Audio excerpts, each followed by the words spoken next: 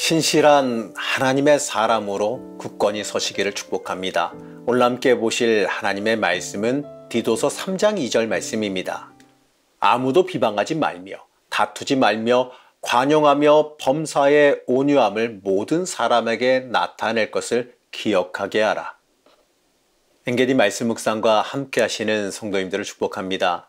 이 땅에서 하나님의 사람으로 신실하시기를 축복합니다. 이 디도서 3장은 이 악한 세상 속에서 하나님의 사람으로서 어떻게 살아가야 할지를 명확하게 말합니다.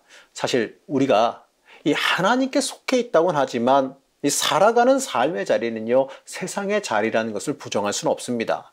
그러다 보니까 현실적인 이 충돌 속에서 살아갈 수밖에 없어요.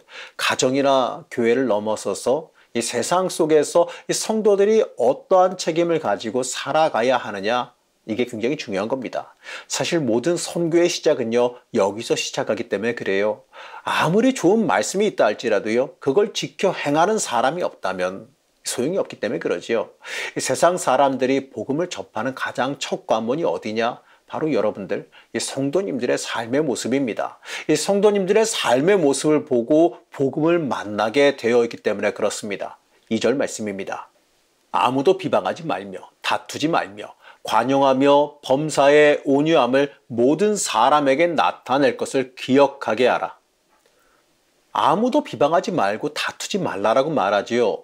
모든 선한 일을 행하며 살아야 한다라고 말하면서 이어서 비방과 다툼을 하지 말라라고 말합니다.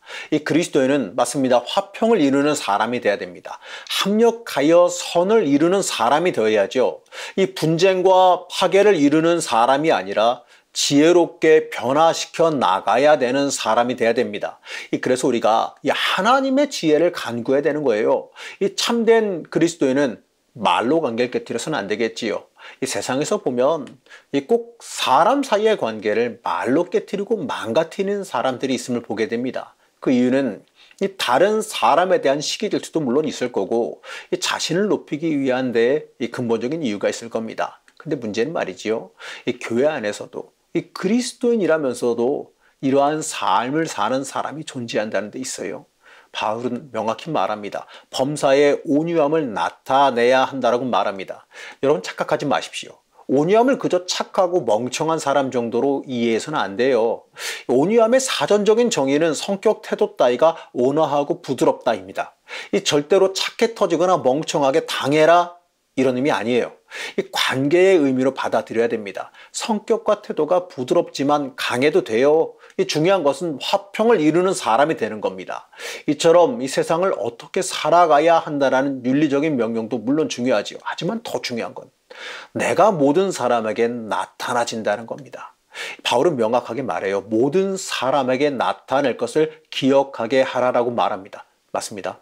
내 삶의 모습, 내가 복음 순종하며 살아가는 그 모습이 세상 사람들에게 비춰 보여진다라고 하는 사실입니다. 사람들은요, 우리를 통해 복음을 보게 돼요. 내가 복음을 투영하여 깨끗하게 보여줄수록 이 세상 사람들은 복음을 깨끗하게 바라보게 됩니다. 유리창이 더러우면요, 밖이 좀 아무리 맑을지라도 그 맑음이 흐려지기 마련이에요.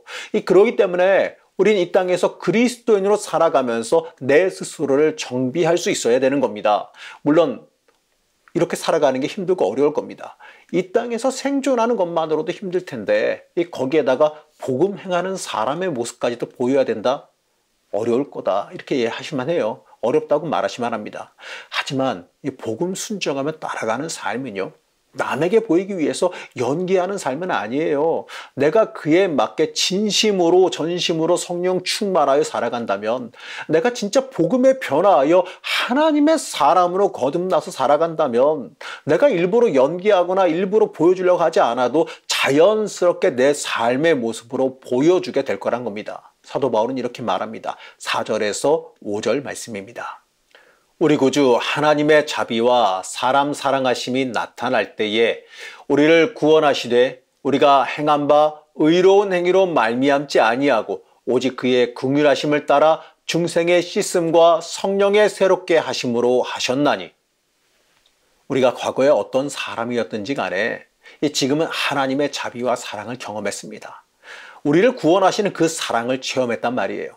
하나님의 긍휼하심으로 죄 사함을 받아 이젠 새 사람이 됐습니다. 성령 받아 거듭난 삶을 사는 사람이 이제 되어졌습니다. 그렇기 때문에 우리는 연기하면서 신앙인인 척하며 살아가는 것이 아니라 성령 받아 변화받은 모습으로 그대로 보여주며 살아갈 수 있어야 됩니다. 우리가 성령 체험했기 때문에, 성령 받아 변화했기 때문에 내 삶 자체가 이젠 바뀐 겁니다. 성령 받았다고 말하면서, 하나님의 사랑을 체험했다고 말하면서 이 세상 사람과 전혀 다를 바 없이 살아간다면 여러분, 성령 받아 새롭게 되었다고 말할 수가 없는 겁니다. 그저 이름만 받은 사람에 불과하다는 것, 그것을 깨달아야 돼요. 하나님께서는 우리에게 소망을 허락하셨습니다. 7절 말씀입니다. 우리로 그의 은혜를 힘입어 의롭다 하심을 얻어 영생의 소망을 따라 상속자가 되게 하려 하심이라. 여러분, 우리는 은혜 받은 사람 맞습니다. 그렇기 때문에 우리는 이 영생의 소망을 품고 이 땅에서 살아갑니다. 저 천국의 소망을 품고 살아가요.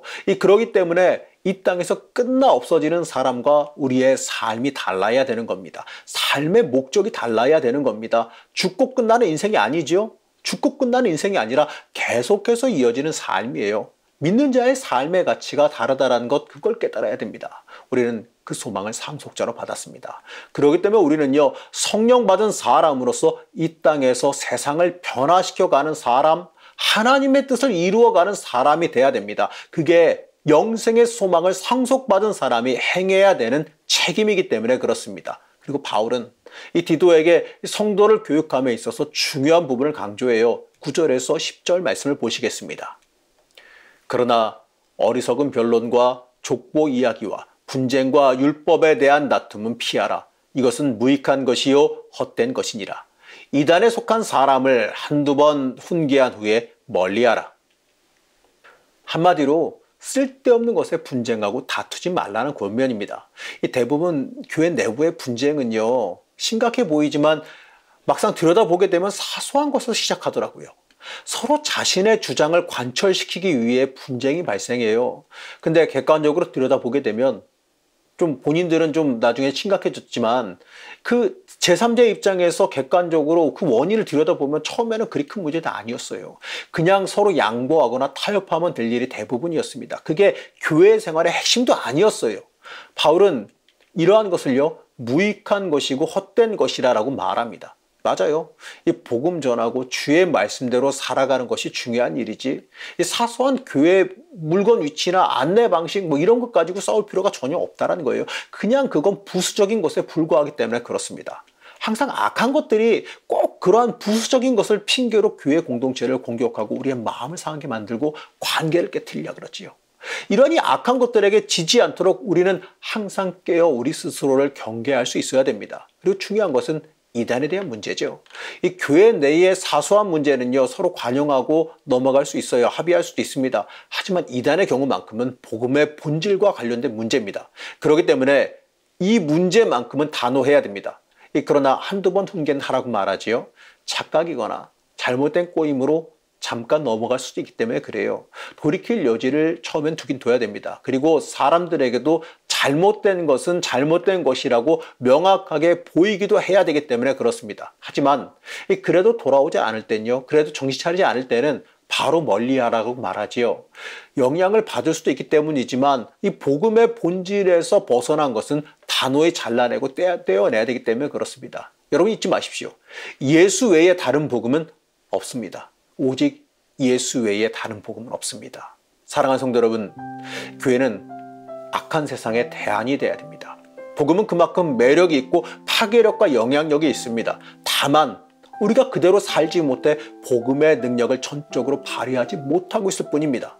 악한 세대일수록 이 교회가 거룩한 삶을 보여줌으로써 세상의 빛과 소금이 돼야 되는 겁니다. 나는 얼마나 하나님의 사람으로서 떳떳하게 말할 수 있는지 여러분 한번 돌아보시기 바랍니다. 어디 가서도 나는 예수 믿는 사람입니다. 나는 하나님의 사람입니다. 이렇게 자랑스럽게 고백할 수 있기를 바랍니다. 여러분, 그러기 위해서 우리는 그에 맞는 하나님의 사람으로서 올바른 신실한 모습을 보이며 살아가야 됩니다. 성령 충만하여 참된 성도로 빛을 발하며 살아가시기를 간절히 축복합니다. 빛과 진리가 되신 하나님, 이 땅을 살아가면서 성령 충만한 사람으로 세상에 빛을 발하며 살아갈 수 있게 허락하여 주시옵소서. 악한 시대일수록 복음으로 빛을 발하기를 원합니다. 복음의 파괴력을 세상에 보이기를 원합니다. 우리가 먼저 복음 충만한 사람, 성령 충만한 사람이 되기를 원합니다. 우리에게 역사하여 주시어서 은혜 충만한 복음의 사람, 성령의 사람이 되게 하여 주시옵소서. 오늘 하루도 하나님의 사람으로 굳건히 서기를 원하오며 거룩하신 예수님의 이름으로 간절히 기도드렸습니다. 아멘.